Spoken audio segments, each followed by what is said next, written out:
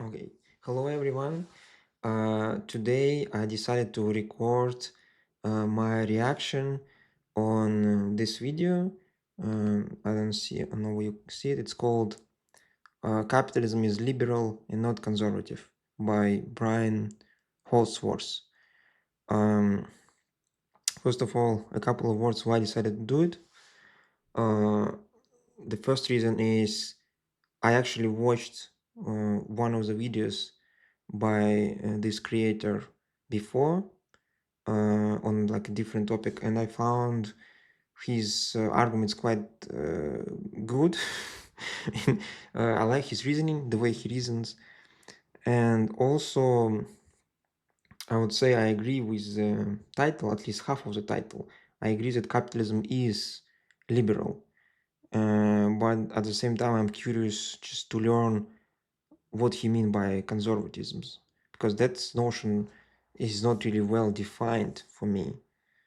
I haven't watched this video before, so it will be my first time reaction.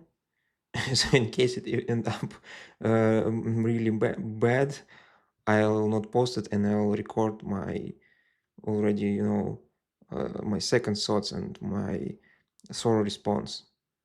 But right now, I don't know what will be in the video. So let's start.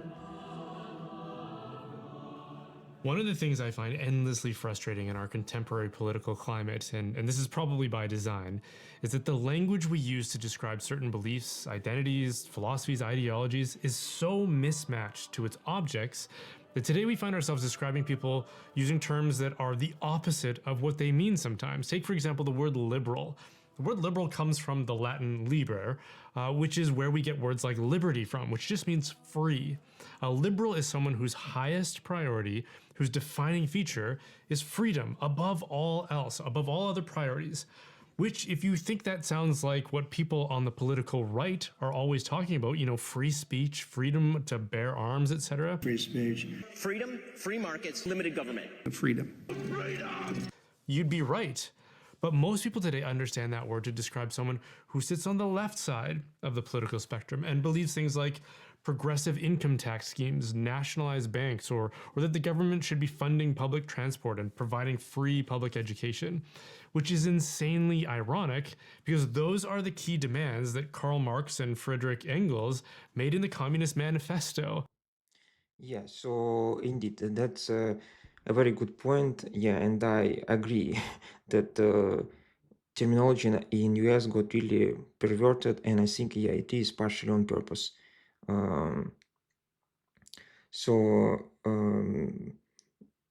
yes, indeed, the original meaning of the word liberal is what he describes, um,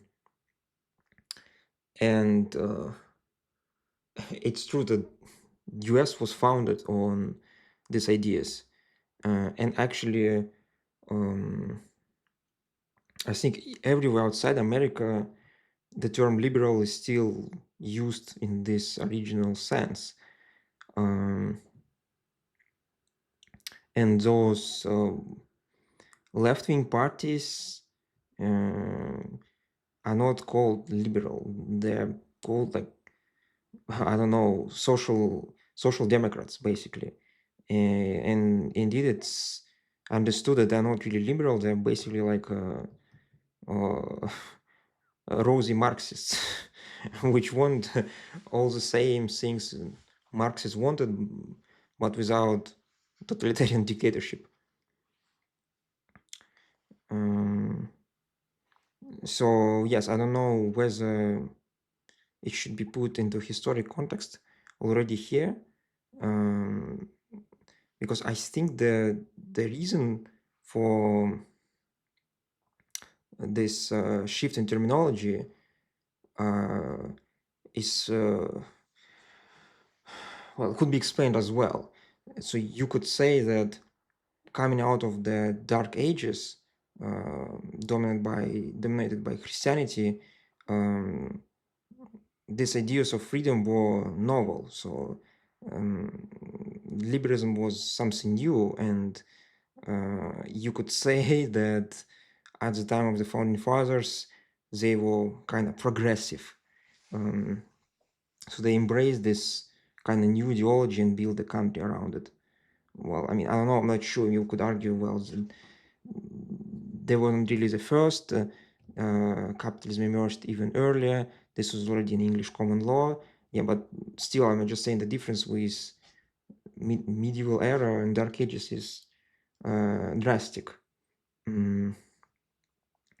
And what happened is indeed going from like the peak of enlightenment into this late enlightenment, post-enlightenment period, where the ideas of John Locke were pushed aside, and uh, we are moving first towards Kant, and then toward Hegel, and then towards Marx,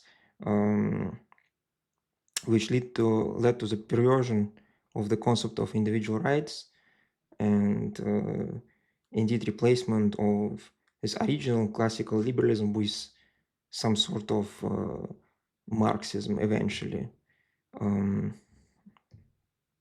when the rights are not seen as moral principles.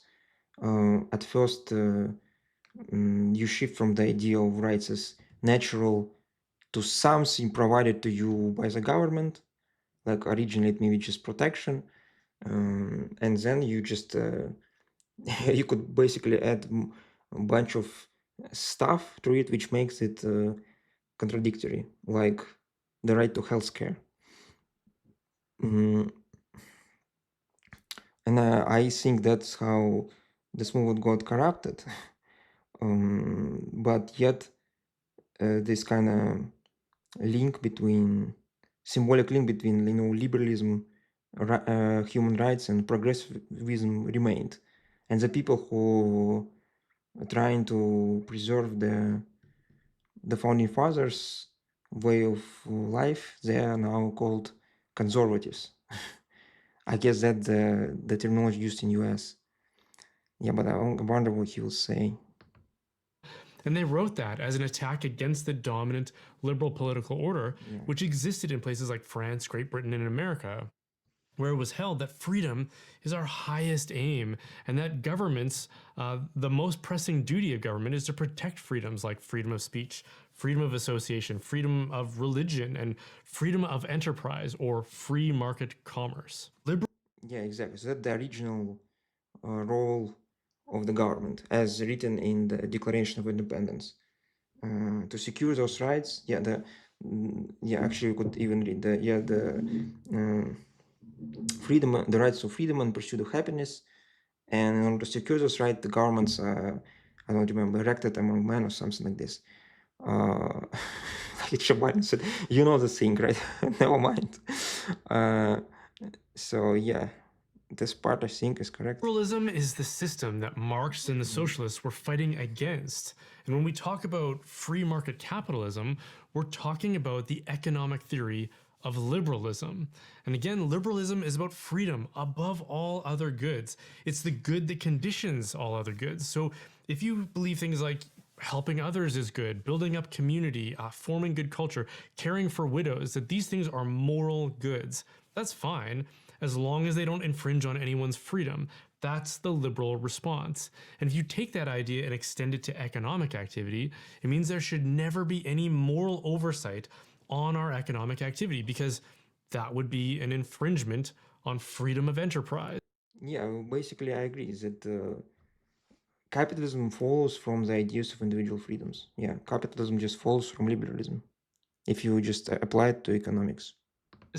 So if you said, hey, Mr. Railroad Tycoon, your workers are living in extreme poverty while you rake in enormous profits, maybe you should pay them a just wage. A committed liberal would say, hey, they freely agreed to it, and that's what's most important. Yes. Marxist socialism was a reaction to that. It appeared as one of liberalism's most militant opponents, and was prepared to use violence to overthrow it if necessary. So the fact that we call people who align with the demands of the Communist Manifesto today liberals is it's a bit deranged and disorienting. Well, exactly, because they're the one, as he rightly said, who are ready to initiate force. So how is it liberal to put a gun at someone's head? basically. And this is true of conservatism and conservatives as well. What popular news media call conservative today was actually just liberal 100 years ago. Just like what we call liberal today was actually just socialist 100 years ago, when socialists hated liberals. How and why all these terms all became reversed in such a disorienting way, I couldn't say, but I have a strong suspicion that it's somewhat by design. So if you've ever felt like in our political climate, we're all just talking past each other with very little fluency in the terminology we're using, maybe it's because what we call conservative today is actually just 19th century liberalism. And what we call liberal today is actually just 19th century socialism. And what we call socialism today is actually just, it's still just socialism. It's kind of weird that one never got mixed up in the blender. Yeah. That one makes you wonder as well. To be honest, I've always been reluctant, probably. Yeah, it's possible that this confusion is indeed on purpose. Like as I said, like this progressive movement always tries to sell you some kind of package. Like, oh, do you support human rights? Well, but then what about right to healthcare, right? Something like that. It's like they eroded the notion of concepts themselves, and they could, they can manipulate them in any way they want right now. Like, oh, it's like your truth, but it's not my truth, because for them the word truth just doesn't mean anything anymore. Probably, like a lot of people, to embrace a particular political label like conservative or liberal, because it almost always inevitably meant that I'd be attaching associations or ideas to myself that I didn't agree with, like unrestrained free market capitalism, for example. If you describe yourself as a conservative today, you're inevitably going to be painted with the brush of capitalism. But again, capitalism is just the economic theory of liberalism, which Well, actually, I'm not sure it's even always the case, because he righteously point out that indeed that these movements are now vaguely defined, and if you're trying to attach any label to you, again, there's also a kind of embracing the whole package. So there's many things so-called broad conservative movement are doing today which goes against free markets. Look at for example, the biggest one is immigration restrictions or trade restrictions.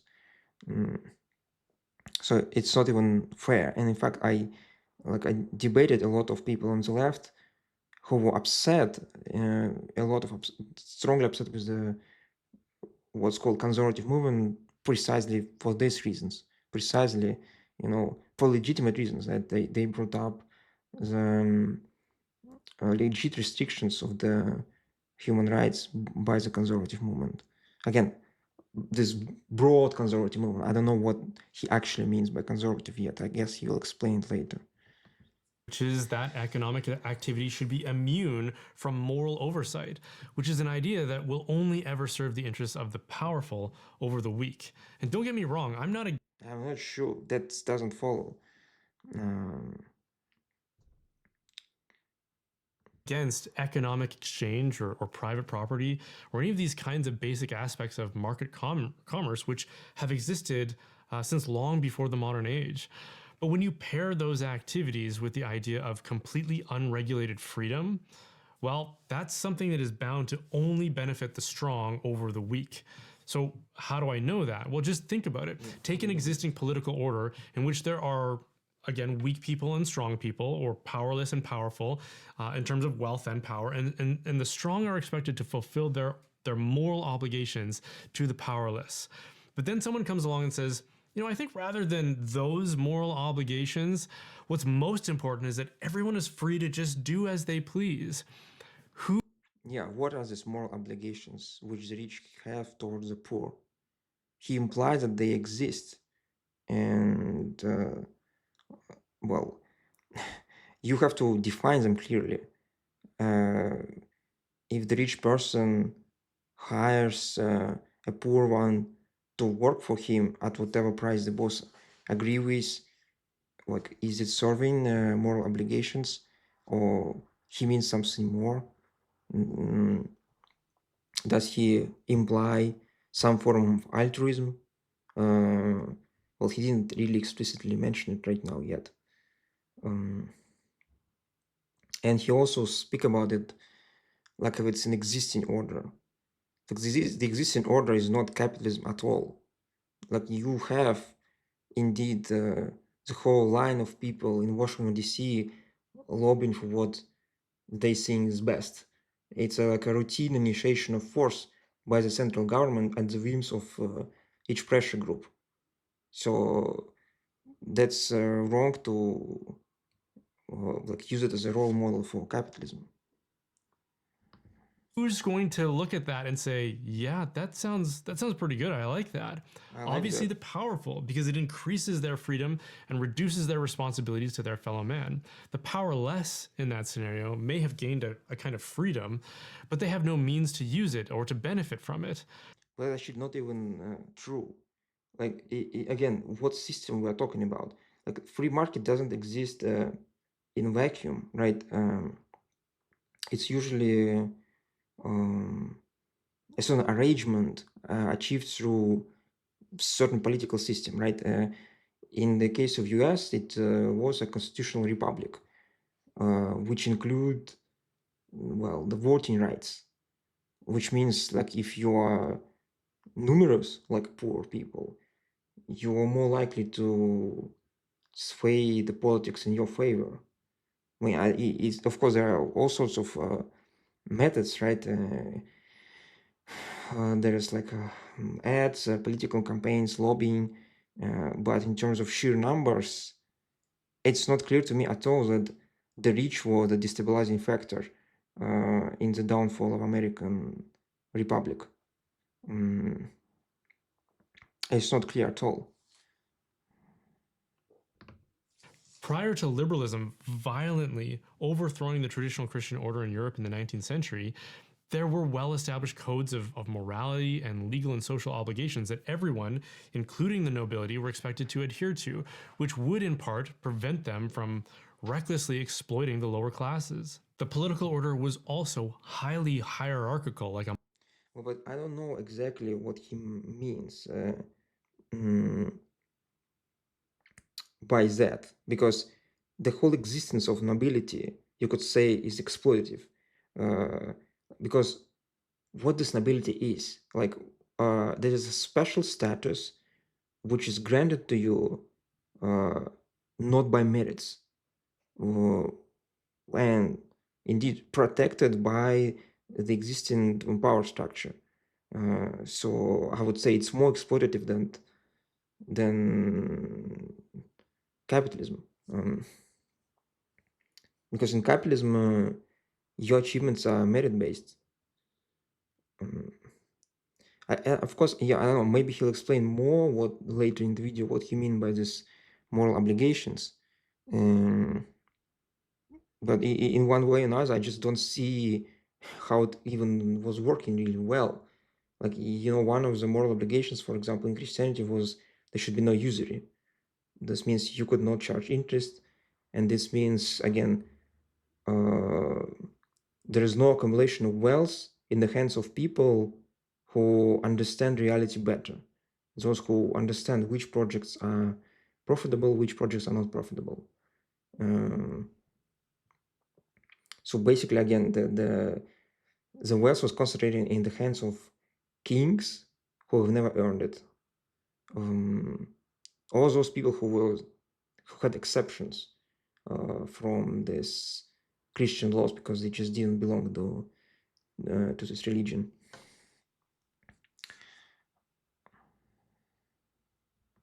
modern corporation. This is actually why companies like, say, Apple or I don't know, Facebook are so much more effective in the work that they do than our egalitarian political order. It's because those companies are organized into very carefully arranged and strategized hierarchies. So if you worked at a company like that as I don't know, a tech, you'd be part of a team, you know, with a supervisor, which would be integrated into a department with probably multiple managers, which then reports to an executive order. So that Well, okay, I mean, it's true that the companies has a complicated emergent structure, and in my opinion, yes, so that the government could have. But notice that the the emergent structure of the Apple company is not enforced. It exists through voluntary means. Like you want to be a manager, I mean, you want to be an employee, well, you could get hired if the company agrees to hire you. That's it. And that's not the case for medieval societies. I don't think, at least I don't think so. If Mark Zuckerberg went for a walk down to the office, down to your office, and said, "Hey, you, from now on, I want you to clean my private toilet every day," I guess technically, he could do that, but it would go against everything that hierarchy is designed to prevent. Well, it depends on the details of the contract, right? Which you agreed to. You could always refuse and, leave. If he really wanted to issue orders like that, he'd have to go through a VP who would go through another executive and then probably several layers of managers before arriving at your team, which had certain assignments and commitments, so that making such arbitrary demands on you from such a remote, high ranking position would be extremely disruptive to the workflow and the fine tuning of that organization and what makes it run so well. Before liberalism, European society was a lot like that. It was highly integrated and hierarchical, so that if the king wanted to directly issue commands to you as a working class pawn, there'd be several layers of hierarchy between you and him, like a workers' guild, a local parish, a village, a manorial lord who holds land from a greater lord, then a greater lord like barons or earls, then the higher nobility, then the king, not to mention the role of the church, and then the clergy who would advocate at every level of those exchanges. So if the king said he wants some peasants to come fight in his army, he'd have to go through all those layers, which would likely pose lots of resistance for moral reasons, judicial reasons, economic reasons, or even just self-interest. Local lords weren't eager to have their workers leave the land that needed to be cared for to go and do an errand for a remote higher authority, like fight some war, which was actually the responsibility of the knights and the nobility. But after the liberal revolutions and this new world order was established, all of those layers were dissolved so that there was only the new powerful nation state and individual citizens who were exposed to the dictates of that extremely powerful entity, which is how someone like Napoleon easily conscripted a grand army that nobody else in Europe could contend with. And this was the state of affairs that popes like Leo XIII were addressing when they lamented the loss of the old order in favor of the new liberal order. Liberalism ushered in an age of freedom, sure, but freedom for extremely powerful people to do whatever they want. Well, okay. There are several things mentioned here. Yeah, first of all, I agree that's a very interesting thought. Like, could we say that in some sense, these ancient kingdoms, they run like a private corporation today? And to what degree like people participate in them voluntarily? I don't know, because it seems to me first of all, the king technically always had like a possibility to kill anyone he wanted, right? Just indeed, as he said, well, it could lead to backlash, right? That's always there, right? And I think indeed he maybe should might have made some distinction between like these early kingdoms and like absolute monarchies, which emerged later. I don't know. Indeed, that's I haven't studied this transition very well. Maybe there is something really interesting happening there. But in one way or another, I don't see how it was good. Like there was restrictions imposed by the church, like essentially on the morality, which disabled growth. He talks about this order as if it's something good, but what does it mean on practice?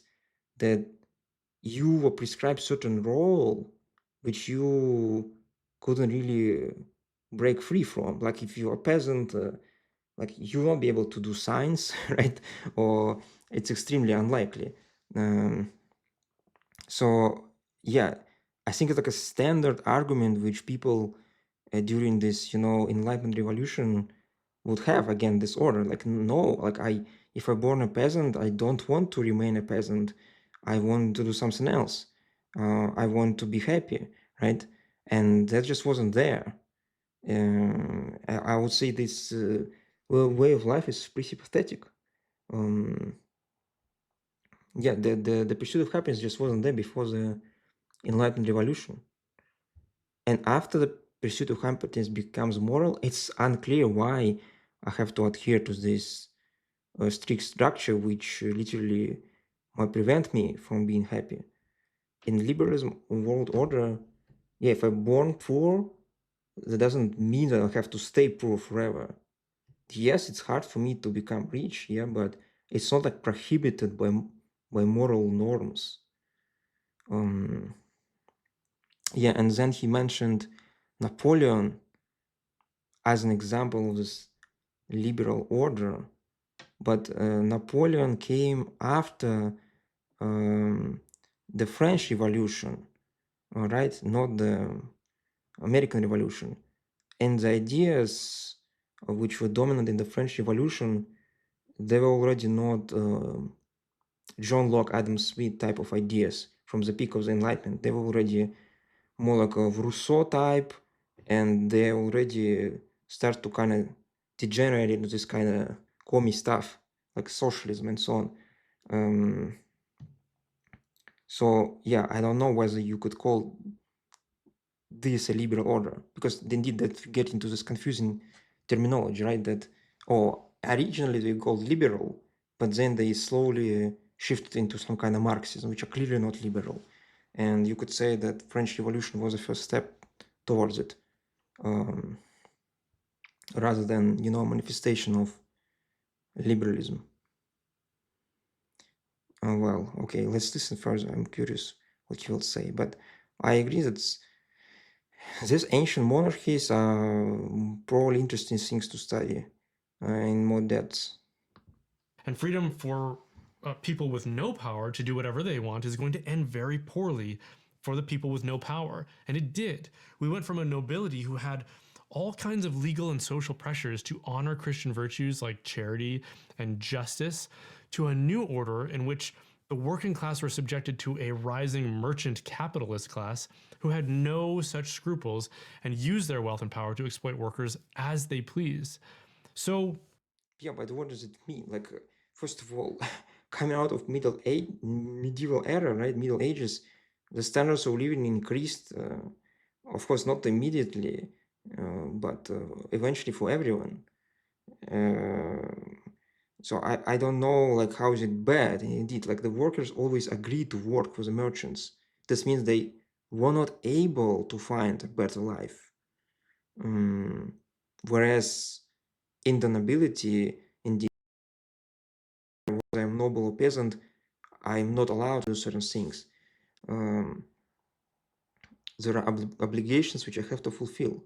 So neither of the sides is free in this form of society. And I guess his point is that it should be like that, and I should like it, but I don't see why. So it's a society based on some like random mystical rules, which have no reasons for them. Like, as soon as people reject mysticism and they start to ask questioning why I should live like that, this world order will fall apart. Which is what happened. But essentially, when the grip of Christianity starts to weaken, there were no more anti-scientist purges, and people start to ask questions. They rejected it. This thing was expected.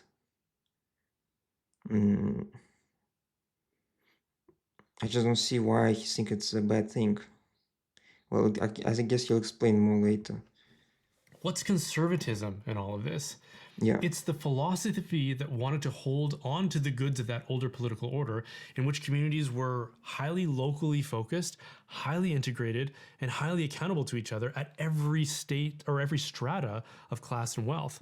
It's what the popes of the 19th and early 20th centuries were trying to protect or to advocate for in their social encyclicals. It was opposed to both liberalism and socialism or communism, and then eventually fascism as just another modernist incarnation. True conservatism believes in principles like solidarity, that people of all walks of life and class have obligations to one another and should live in close connection and interdependence with one another. Yeah, but I don't understand what are these obligations and where does it come from? I- Are they come from reasons or not? Uh, I would say it's in my interest, yeah, to make sure I'm well aware of things happening in my community, and the smaller is the community around me, the more I should be concerned about its well-being, right? The most concerned about the well-being of my family. Um, I'm slightly less concerned, but still concerned about the well-being of my town and then my country, right? But because my well-being depends on them significantly, right? Um, you don't have to call it conservatism for these things to make sense. Uh, and understand he's complaining, and in capitalism, people still realize those things. It's true that the world became more globalized, and you could move faster, and the events happening on the other side of the world now more important to you thanks to global markets. They will react quickly. Yeah, but if you adhere to reasons, you could always find the right ratio for yourself. Um, Whereas in the medieval era, they didn't come from reason. It was like a religious dogmas, which just one rule fit everything, right? Type of principle, which is at the same time was fundamentally unstable because, well, people don't really follow rules which they don't quite understand. As soon as they start to reason, they will abandon those rules. Um, so I would say you just to have to rethink what type of society you would like to build around you, right? To what extent you care about other people, to what extent their lives affect your well-being. I don't see why it should be called conservatism.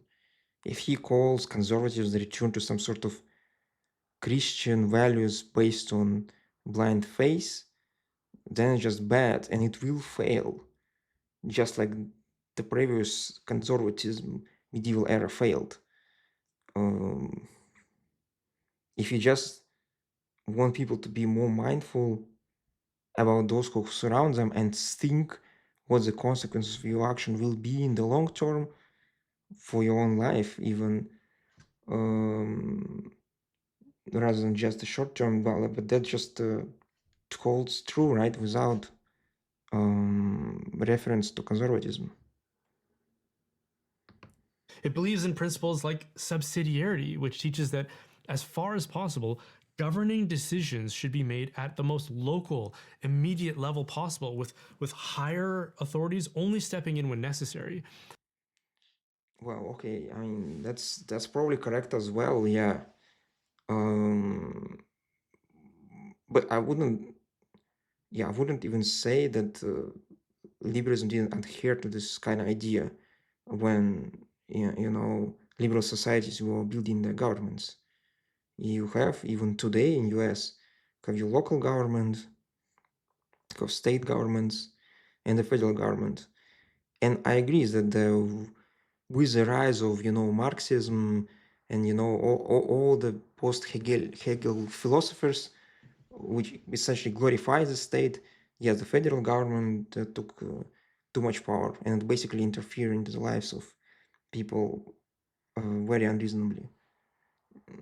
But that's not coming from liberal ideas at all. It's certainly coming from Marxist government glorifying guys, types. So a family should be left alone to govern their affairs to the degree they can. A Yes. neighborhood, a municipality, a school district, same thing. Higher and remote authorities like a nation or a king or an emperor should only be involved in those decisions where they are needed, but as much as possible, remove themselves from that equation. Just like a CEO in a company, he or she shouldn't be managing the affairs of small teams within the corporation because they're too remote from the situation. They lack a sound understanding of it. And yeah, that's right. And that's basically the standard argument against central planning, which all, true liberal people, basically capitalists, constantly use in the debate against Marxism. Yet that the central government doesn't have, how it's called, consequential knowledge, right? Or I don't remember. There was a special term even Hayek was using for it. Contextual knowledge about all the decisions which need to be made. And indeed, it's like it's some sort of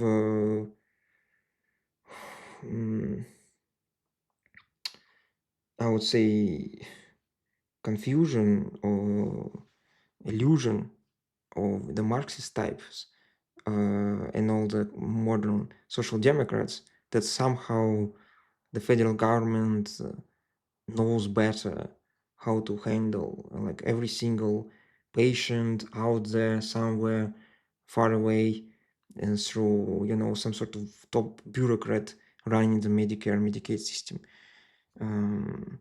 So I don't know, he's advocating against essentially this Marxism and neo-Marxism rather than capitalism, which is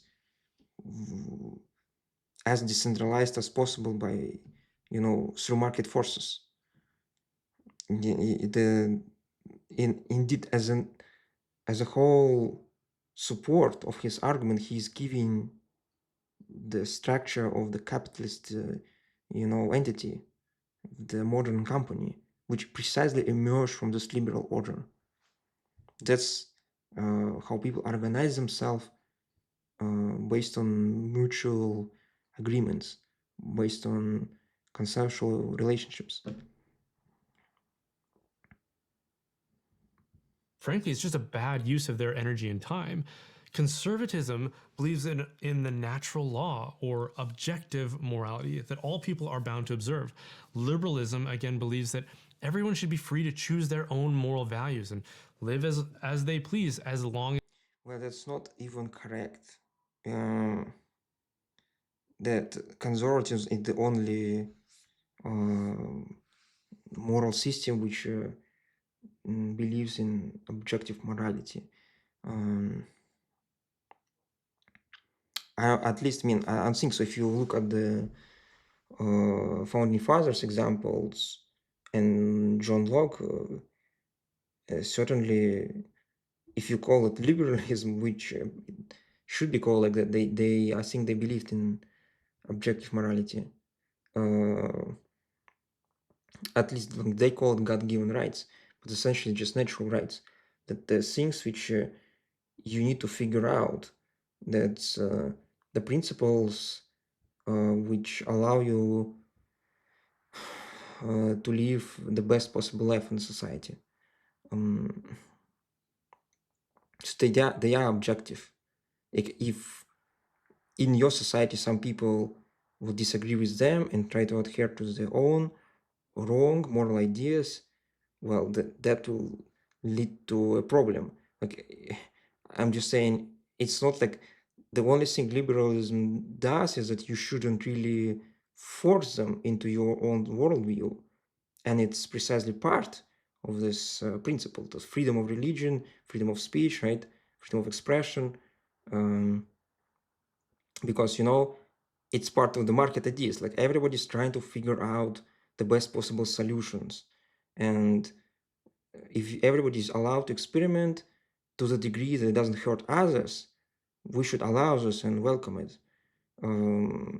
The only problem emerges when the person initiate force against other people, infringing on already established rights, which is like, life, liberty, and property. So I don't understand what his concern is. It's not true that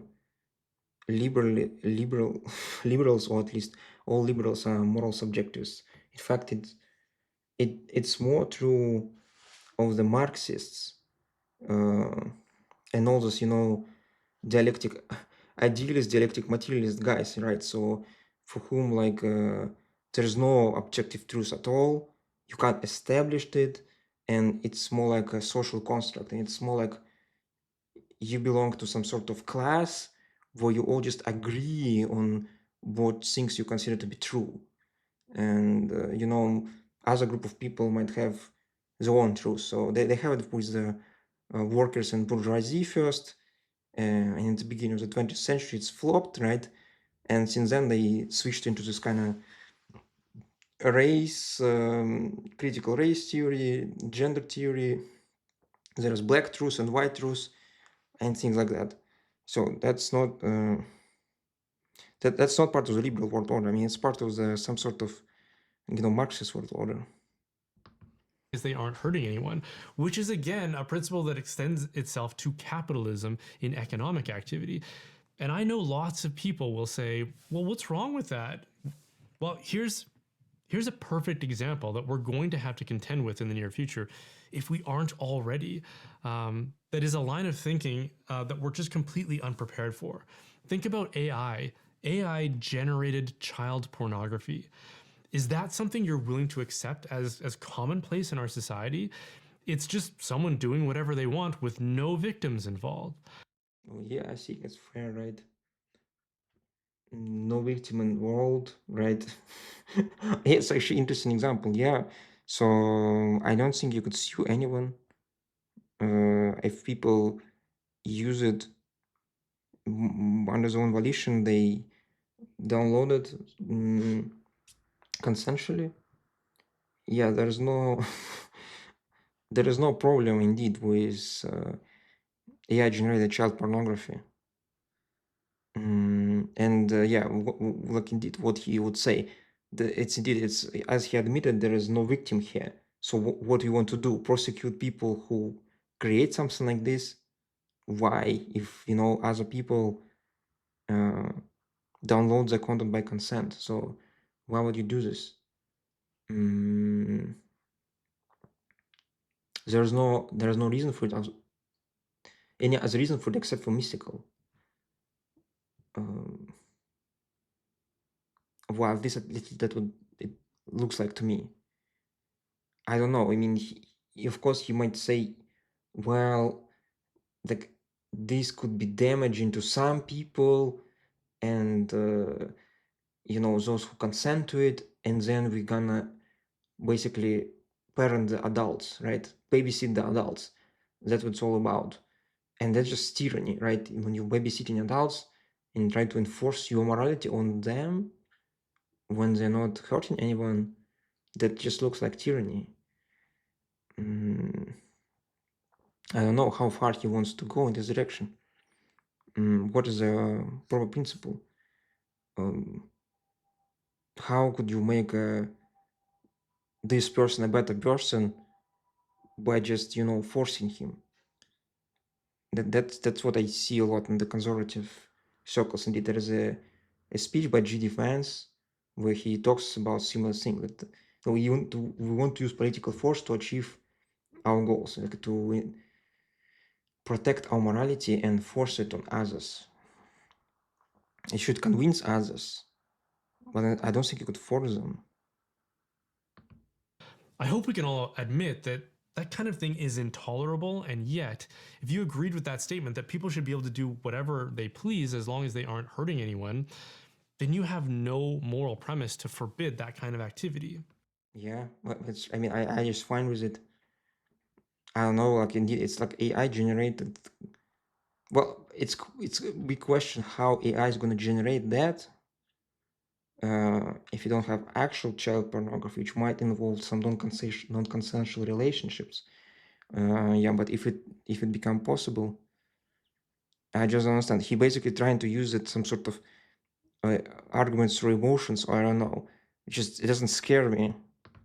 So conservatism or conservatism, again, is highly traditional, believing that tradition is an inheritance of reason and good culture. Liberalism is fundamentally progressive, believing that we should be free to reinvent ourselves however and whenever we please.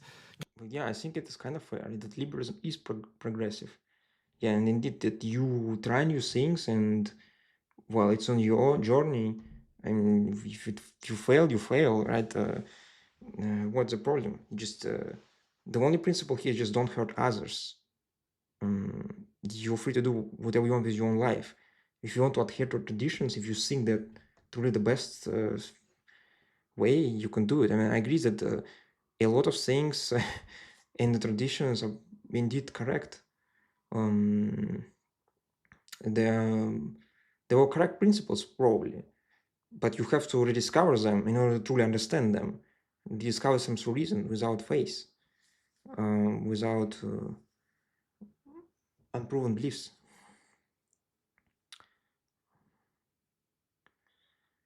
Yeah, okay, let's continue. Conservatism believes that the natural law tells us of our obligations to one another, whereas liberalism relies on abstract rights, which are basically a human convention and don't correlate to anything that actually exists in a verifiable way.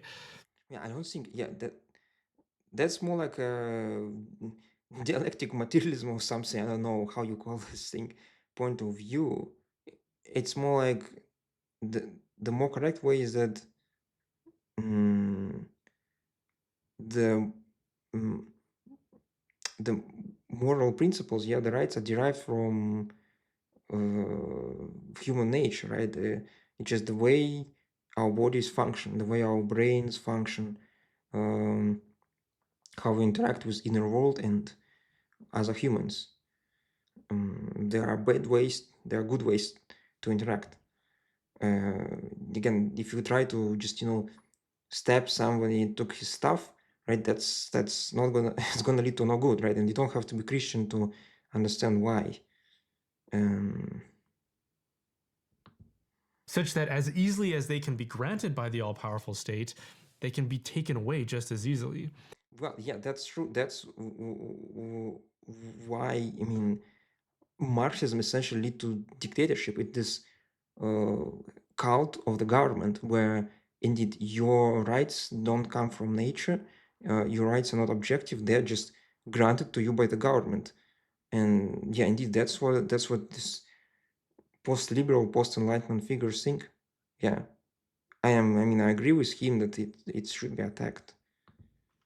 Conservatism believes that the powerful should show restraint in exercising that power, especially when the dictates of the natural law or morality demand it. For example, if you want to go to war, you have to demonstrate that your cause is just according to established principles of justice. In the liberal order we live in today, leaders can go to war as they please because freedom. Conservatism believes that Well, yeah, I don't know. Indeed, if US just arbitrarily initiate force against them as a nation, that would be unjust. Yeah, and indeed, I don't know to what degree the US government thinks about moral principles today. But I certainly agree with the statement. Yeah, that the war should be essentially defensive wars. Uh, if your country goes to war, it's just should be because you were attacked. Some rights of some citizens were violated somewhere by non-citizens. So this dispute could not be settled under the umbrella of US laws, right? The site of US jurisdiction, and there is some enemy powerful state which protects the perpetrators of the crime, like, like 9/11 or October 7. You can't just bring some terrorists to justice without a military operation.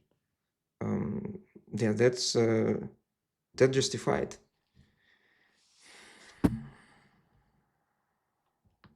freedom is an effect of virtue and good moral order, whereas liberalism believes freedom comes from our willingness to do as we please and the permission granted to us by the state, which is actually a very kind of base and crude slavery. Yeah, I don't think so. It was never like this until, you know, like Hegelian Marxist ideology dominated. And then indeed, as soon as it happens, we shifted from, you know, freedom even granted by the government to, you know, healthcare granted by the government and education granted by the government and other things. Well, education actually was from the very beginning partially public. Yeah, it's actually, it turns out already Thomas Jefferson was in favor of public education. So even the founding fathers were already making this mistake. They didn't truly adhere to the principles of free market capitalism. To our appetites. Again, something free market capitalism is very good at exploiting through psychologically manipulative advertising, especially when it's aimed at the vulnerable, like children or the poor. Think about sugary cereal commercials or payday loans as an example of each. Conservatism traces its intellectual heritage through thinkers like Pope Leo XIII and the other popes from that era. Well, yeah, about commercials, yeah, I don't know. Indeed, that children have parents, and yeah, it's true that they're vulnerable, and sometimes they just, you know, we don't call them consensual adults yet. So yeah, as he said, it. Well, I mean, I'm not sure he said it, but yeah, it's a parent's responsibility to protect the kid. And even this, I'm not sure it's called responsibility. It's just if you are a parent, you would be interested in the protection of your kid. If you failed in this job, it's your fault. And with poor people and petty loans, well, if you fall for it, it's your fault. If you are a grown-up adult, again, what do you want to be babysitted? I just don't know. It's always this argument for babysitting adults because of their own wrong decision. It's like he is way more leftist in this sense. Like that's exactly what the Marxists wanted all the time. They want to babysit the loser. They want to wipe his ass because he just, you know, didn't know that taking this loan is, you know, too risky for him. So he is way closer to all these Marxists and socialists than actual capitalists are. Like he calls us all, you know, all this liberal order, but well, in reality, during the video, what he does, he either partially attacks the Marxist components of modern society, or he embraces the same kind of victim worshipping stance, which makes him closer to the socialists. Yeah, and about popes, which you mentioned, yeah, I don't know them. Yeah, it's I haven't studied them very well, and I don't know whether there were any, you know, indeed liberal ideas before, like Thomas Aquinas. I don't know. I'm not sure. I don't know what kind of century even this is. In my opinion, was that yeah, popes are always about, you know, duty, order, and there's no pursuit of happiness in anything they do. Who I mentioned earlier, obviously, Edmund Burke, St. Thomas Aquinas, and eventually all the way back to Aristotle, who agreed with all of these principles, especially the idea that the polity should be well represented by members of all the political or economic classes who. Well, yeah, I don't know. I'm not sure about that. I mean, Aristotle, yeah, it's not clear why he mixed them all together. I think the story is kind of more complicated. Yeah. Um, First of all, yeah, Thomas Aquinas, he acquired the writings of Aristotle through, I think that's called Ibn Rushd, the Arabic philosopher, and that's influenced him a lot. And that's kind of the beginning of this transition from medieval era to, you know, reopening of reason. Yeah, Thomas Aquinas kind of on the edge of it. And it's true that before people like John Locke, uh, all these philosophers slash scholars, they still adhere to the ideas of duty, original sin, and there was some sort of proto-rights in the form of how do we please God better. It's something like this, but it's more like of duties, and they're all coming from this altruist side. because precisely of the mixture of, Aristotelian thought with this kind of Christian morality. And when it comes to Aristotle, I don't even know. It's not clear. I mean, and I don't think I agree with that Aristotle shared the sort of Christian altruistic beliefs. And I also don't think Aristotle was in favor of, democracy, as he would trying to imply here. I think it's more complete. I don't think that Aristotle more like had an idea of some virtues, uh, which person should adhere to. Yeah, but I'm not sure like it's fair for him to mix all the thinkers together and paint them under one brush that they all were kind of conservatives, like they believed in duty. Like I'm not sure, and also I'm not sure that the duty part of it was truly correct and led to progress. Like again, the history just disagrees with him. Like for 1,500 years, there was no progress until you allow people to pursue their own happiness and break the social order. There was no development of technology. There was no accumulation of wealth. Like, in what sense is progress? Like, in what sense is good? Recognize that what is good for a human being is universal, and therefore there is such a thing as good that is common to both the rich and the powerful, and the poor and the powerless. Liberalism promised us equality and leveling of the classes, but is that I don't think so. Where it was promised, like, I mean, yeah, the nobility was erased. There was no enforced classes anymore. In that sense, you could try to become whatever you want. It's within your freedom, whatever you can achieve with your abilities. Well, it doesn't mean equality. It's probably what's called today meritocracy. I don't know whether you would like this term, because it assumes some sort of form of rule. It's not really a rule of somebody by someone. It's more like you get what you deserve based on your talents, based on your achievements. There's not equality. Equality was promised only by Marxists, and as you know, it was never reached. even true today after Well, we've had yeah, hundreds of years of liberalism? of what? Yeah, hundreds of years of liberalism, and then hundreds of years of Marxism. The hundreds of years of liberalism which never promised it, and hundreds of years of Marxism which promised it and never achieved it. When you look around, are there not people who hold high places of honor and wealth and live in communities and lifestyles that are completely inaccessible to the rest of us? Yeah, they shouldn't confuse equality with equality under the law. That's different.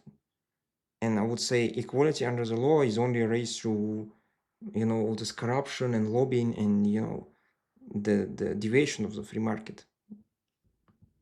Liberalism didn't remove extreme forms of wealth and power. It just gave us people in those positions permission to ignore any moral obligations to the rest of their fellow man. Well, I mean, it's more subtle. It shouldn't like there was never a promise to erase the wealthy people. It's now this wealth is deserved and well earned.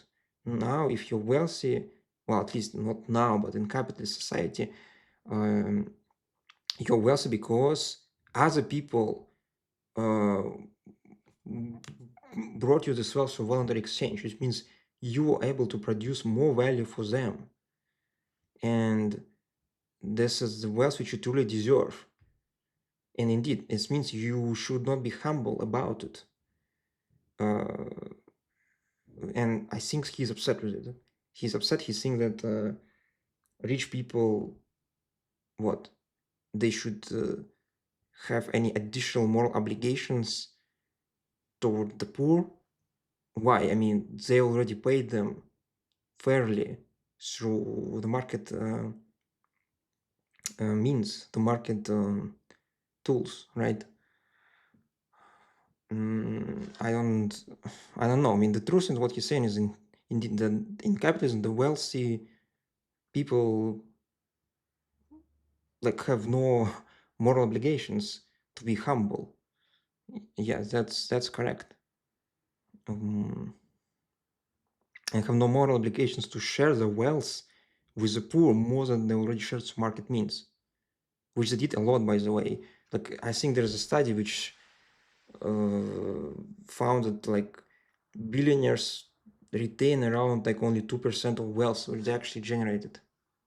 I mean, I think it sounds correct to me. True conservatism stands against that kind of nonsense, which is it's why I think we desperately need to recover a consistent and coherent terminology, stop using words like liberal to describe socialists Yes. and conservative to describe liberals. Right, absolutely. That's I agree, because indeed, like, I think I am liberal and I'm not socialist. And I think I would be called conservative, but I'm not, like he said. It's very fair. And fascist to describe anyone who isn't socialist. Yeah. If we're tired of that endless pendulum swinging back and forth from liberalism in the Republican Party and then socialism in the Democratic Party, as if those are the only two options that have ever existed in the world, then we need to first recognize that there are legitimate alternatives to these, and it isn't fascism. Fascism is not conservative. It's just a successor to socialism. It's a thoroughly modern ideology. Yes, I think it's very accurate indeed. So,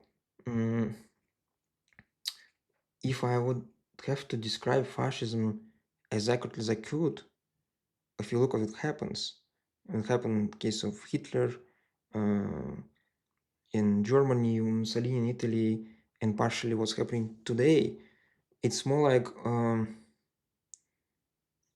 a response of a society which was already kind of smoked by these Hegelian collectivistic state worshipping ideas towards Marxism, right? It's a rebellion against Marxism, what Onkar Gata called an orgy of self-sacrifice. And we see it a lot in some of the Hitler speeches.